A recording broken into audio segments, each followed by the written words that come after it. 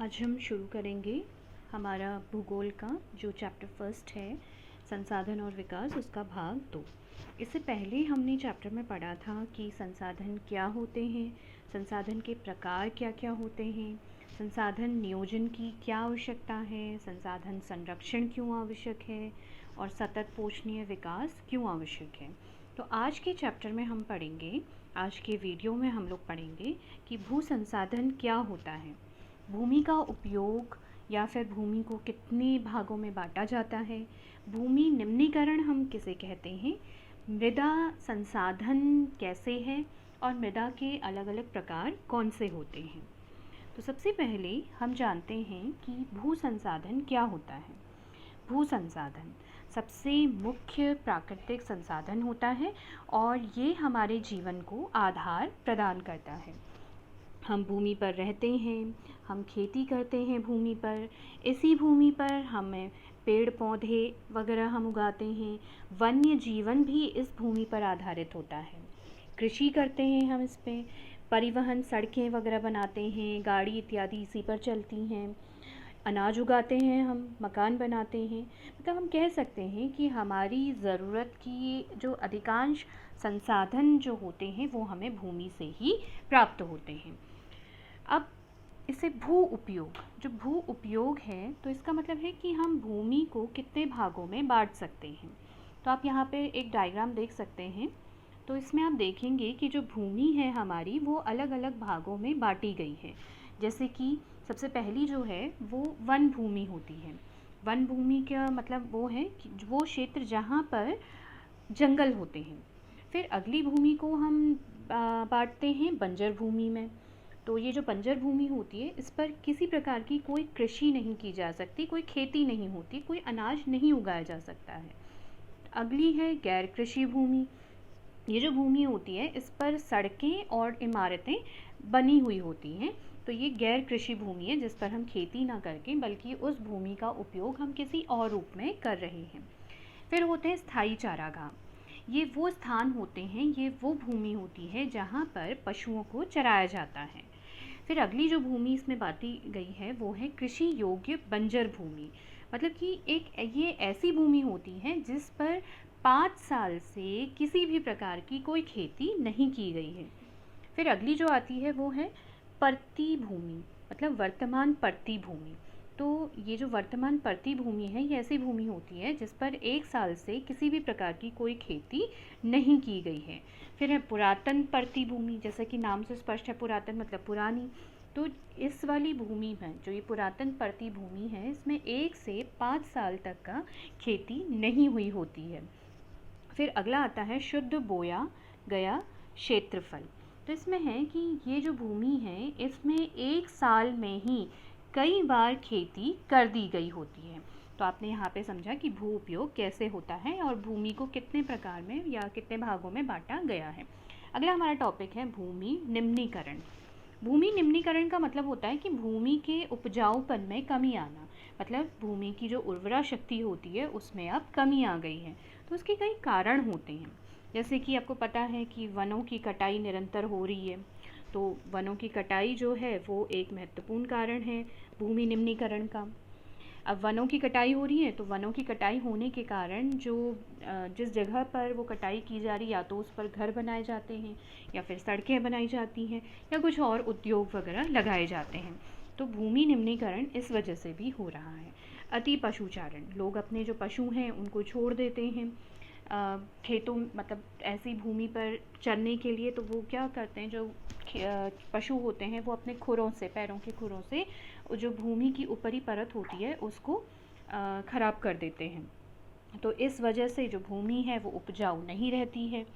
तो एक ये कारण भी है। खनन होता है बहुत ज़्यादा, आपने अपने आसपास भी देखा होगा, और खनन और खुदाई की वजह से भी भूमि निम्नीकरण हो जाता है। जो भूमि जो जिस भूमि में जो खनन हो रहा होता है तो उसको ऐसे ही छोड़ दिया जाता है खुला, तो वो भूमि किसी कृषि योग्य नहीं रहती है। फिर अगला है अति सिंचाई, और फर्टिलाइज़र का बहुत ज़्यादा उपयोग किया जाता है। आजकल आपने सुना होगा कि जो बीज होते हैं वो बहुत ज़्यादा हाइब्रिड होते हैं, जैसे कि अनाज या जो जो भी फसल उगती है वो बहुत जल्दी जल्दी उगाई जाती है, बहुत लोगों की पूर्ति करने के लिए, मतलब खाद्यान्न की पूर्ति करने के लिए। तो इस वजह से जो उस क्रॉप को, उस अनाज को उगाने के लिए, उस खाद्यान्न फसल को उगाने के लिए बहुत ज़्यादा पानी की आवश्यकता होती है, क्योंकि फर्टिलाइज़र बहुत ज़्यादा उसमें इस्तेमाल किए जाते हैं, तो पानी बहुत ज़्यादा चाहिए। तो अति सिंचाई की वजह से भी जो भूमि है वो उसमें निम्न, मतलब उसकी उपजाऊपन में बहुत ज़्यादा कमी आ जाती है, क्योंकि जो ऊपर वाली जो परत होती है भूमि की वो पानी के साथ बह जाती है। फिर औद्योगिक प्रदूषण है एक कारण। अब इन सब चीज़ों से बहुत ढेर सारी समस्याएं भी उत्पन्न होती हैं, जैसे कि बाढ़ आ जाती है, जो उपज है वो बहुत ज़्यादा कम हो रही है दिन प्रतिदिन। तो इसके लिए कुछ उपाय बताए गए हैं, जैसे कि अधिक पेड़ लगाने चाहिए, वृक्षारोपण बहुत ज़्यादा होना चाहिए, ज़्यादा से ज़्यादा पेड़ लगाए जाने चाहिए। जो चारागाह हैं, बजाय कि पशुओं को खुले खेतों में छोड़ देने के या खुली भूमि में छोड़ देने के, जिसकी वजह से जो भूमि का उपजाऊपन है वो निरंतर कम हो रहा है, उनके लिए, जो पशु हैं उनके लिए चारागाह अलग से होने चाहिए। बंजर भूमि का उचित प्रबंधन होना चाहिए, ये नहीं कि आप सालों साल भूमि को ऐसे ही छोड़ दें बंजर होने के लिए। तो उससे अच्छा ये है कि उस भूमि पर कुछ ट्रीटमेंट वगैरह करके उसमें भी कुछ अनाज वगैरह उगाया जा सके, उसमें उसकी उर्वरा शक्ति को बढ़ाया जा सके। सिंचाई का उचित प्रबंधन होना चाहिए। खनन प्रक्रिया जो है उस पर भी नियंत्रण होना चाहिए। फसलों को सही तरीके से उनका फसलों की जो कटाई है वो भी सही तरीके से होनी चाहिए। और सड़कों के किनारे पर भी जो वृक्ष हैं वो लगाए जा सकते हैं, तो इससे भूमि निम्नीकरण जो है वो कम हो सकता है। अगला है इसमें टॉपिक मृदा संसाधन। जैसे कि हमने पहले भी बात करी थी कि जो मृदा है वो एक महत्वपूर्ण प्राकृतिक संसाधन होता है। मिट्टी में ही खेती होती है और मिट्टी जो है वही कई जीवों का आवास होता है। जो मृदा होती है उसको बनने में लाखों वर्ष लग जाते हैं। ऐसे ही आपने देखा होगा कि जो मृदा है उसको बनने में जो कई प्राकृतिक कारक होते हैं, जैसे कि उसकी भू आकृति है, जलवायु है, किसी जगह की शैल है, तापमान है, पवन है, पानी का बहाव है।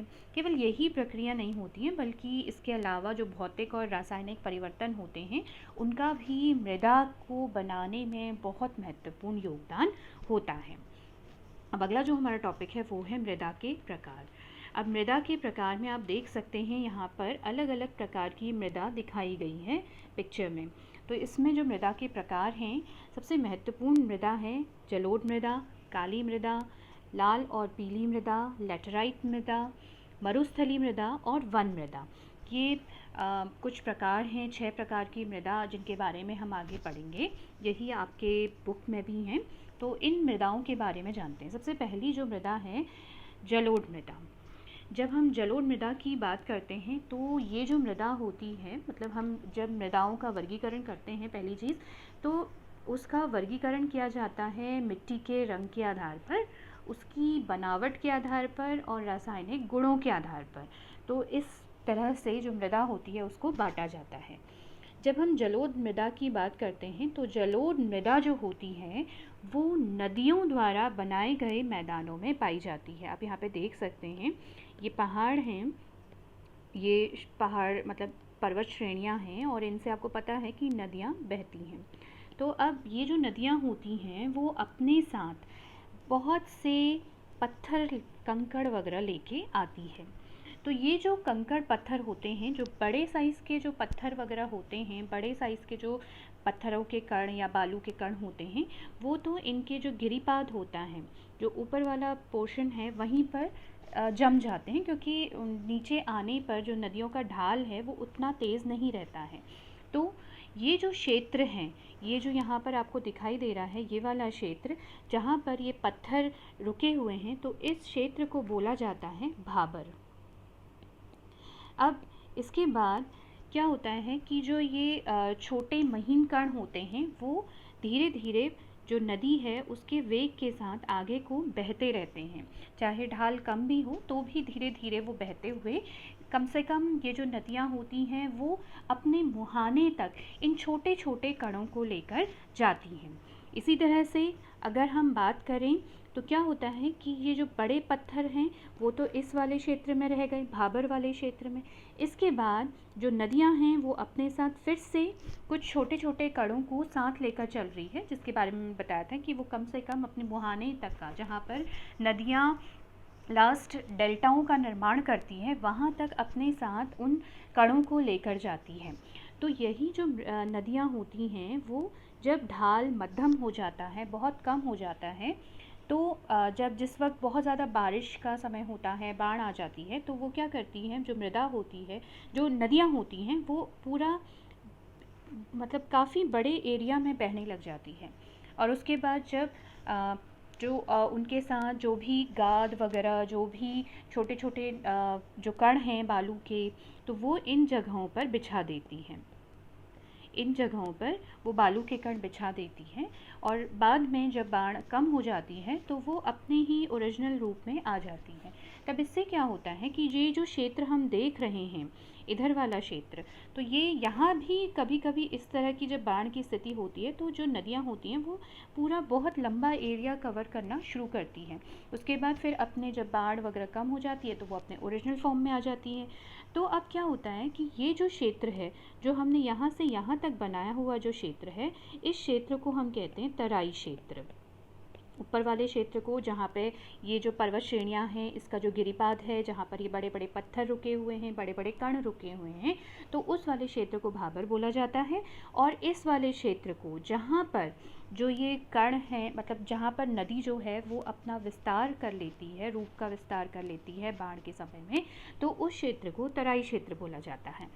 अब होता क्या है कि ये जो ऊपर वाला क्षेत्र आप देख रहे होंगे यहाँ पर, तो इसमें क्या है कि ये जो जब नदियाँ विस्तार करती हैं तो उस वक्त ये जो ये वाला क्षेत्र है, ऊपर वाला क्षेत्र, तो ये क्षेत्र जो है वो हमेशा, मतलब वो जो क्षेत्र है वहाँ पर बड़े जो थोड़े जो बड़े कण हैं वो यहाँ पर रहते हैं।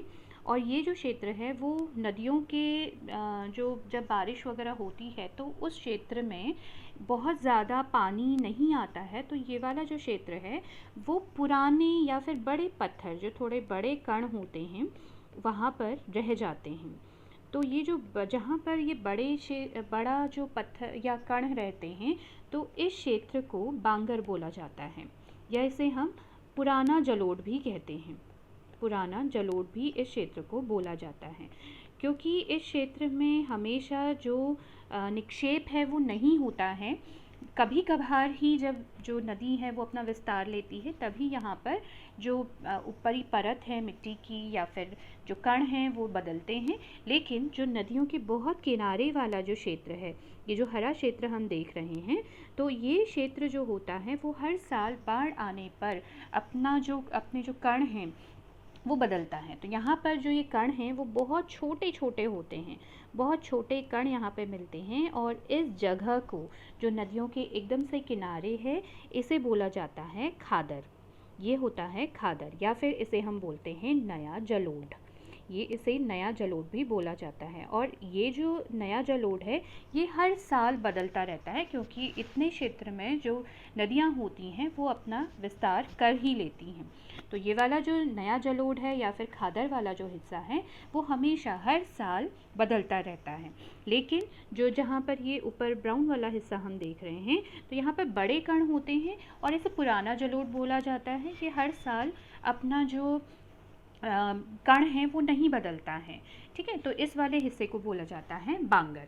अब इसमें जो अगर हम बात करें इसके क्षेत्र की, तो ये जो क्षेत्र है ये मोस्टली जो हमारा उत्तर भारत का जो क्षेत्र है वो यहाँ पर माना गया है, और कुछ हिस्सा हमारा अरुणाचल प्रदेश का, और ये जो हमारा पूर्वी तट है उस वाले हिस्से में भी ये जो जलोढ़ मृदा है वो पाई जाती है। ये जो जलोढ़ मृदा है वो मुख्यतः सिंधु, गंगा, ब्रह्मपुत्र जो नदियां हैं उनके द्वारा जो लाया गया निक्षेप है उसके जमाव से बना हुआ है। ये जो मृदा है जलोढ़ मृदा, इसको हम दोमट मृदा, कचार मृदा, काप मृदा के नाम से भी जानते हैं। और आयु के आधार पर मैंने आपको बताया कि बांगर और खादर या फिर पुराना जलोढ़ और नया जलोढ़ इन्हें बोला जाता है। अगली मृदा जो हमारे लिए इम्पॉर्टेंट है वो है काली मृदा। इसका रंग काला होता है। इसे कपासी मृदा भी बोला जाता है या फिर रेगर मृदा या फिर लावा मृदा के नाम से भी हम काली मृदा को जानते हैं। और ये मुख्य रूप से जो उत्तरी कर्नाटक वाला हिस्सा है हमारा, और साथ में महाराष्ट्र है, मध्य प्रदेश है और कुछ हिस्सा हमारा गुजरात का भी है, तो यहाँ पर ये मृदा पाई जाती है। ये जो मृदा है वो लावा के जो चट्टानें होती हैं उनके टूटने से ये मृदा बनी हुई है। फिर इसमें है क्या कि जब हमने देखा है कि ज्वालामुखी से जब लावा निकलता है तो वो लावा जम जाता है, कई वर्षों तक वो जमा रहता है, और जब उसमें जलवायु परिवर्तन होता है तो ये काली मृदा का निर्माण करता है। इस मृदा में फास्फोरस की मात्रा बहुत कम होती है और पानी डालने पर ये जो मृदा होती है ये चिपचिपी सी हो जाती है। इसके बाद बात करते हैं लाल और पीली मृदा की। आप पिक्चर में देख भी सकते हैं लाल और पीली मृदा। जैसा कि नाम से ही हमें पता चलता है कि इस मृदा का जो रंग होता है वो लाल और पीला होता है। लाल रंग जो है इसको आग्नेय चट्टानों में जो लौह धातु का जो प्रसार होता है उसके कारण ये मृदा लाल रंग की होती है। और पानी अगर मिला दिया जाए इस मृदा में तो ये पीली बन जाती है। और सबसे ज़्यादा ये जो मृदा है वो तमिलनाडु वाले क्षेत्र में हमें देखने को मिलती है। लेटराइट मृदा। लेटराइट मृदा की बात करें तो आप यहाँ पे देख सकते हैं लेटराइट मृदा का एक पिक्चर इसमें दिया हुआ है।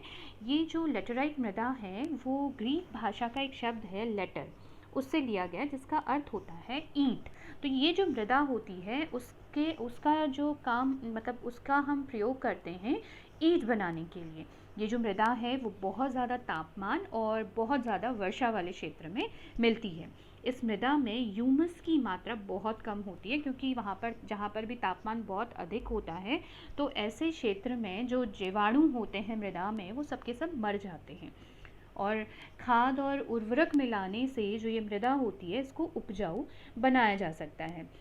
और अगर इसके क्षेत्र की बात करें तो कुछ कर्नाटक वाले हिस्से में ये मृदा दिखाई देती है हमें, केरल वाले हिस्से में, कुछ तमिलनाडु वाले हिस्से में भी ये मृदा दिखती है। इसके अलावा यहाँ पर ये जो मृदा है ये अनाज के लिए बिल्कुल भी उपयुक्त नहीं मानी जाती है। यहाँ पर इस जगह पर जहाँ पे लेटराइट मृदा होती है वहाँ पे चाय, कॉफ़ी, मसाले, काजू इस तरह की चीज़ें वहाँ पर उगाई जाती हैं। अब बात करते हैं मरुस्थली मृदा की। आपको ये पता ही होगा कि मरुस्थल हमें कहाँ देखने को मिलता है, राजस्थान वाले हिस्से में। तो ये जो मरुस्थली मृदा होती है इस मृदा का जो रंग होता है वो या लाल या फिर भूरा हमें दिखाई देता है।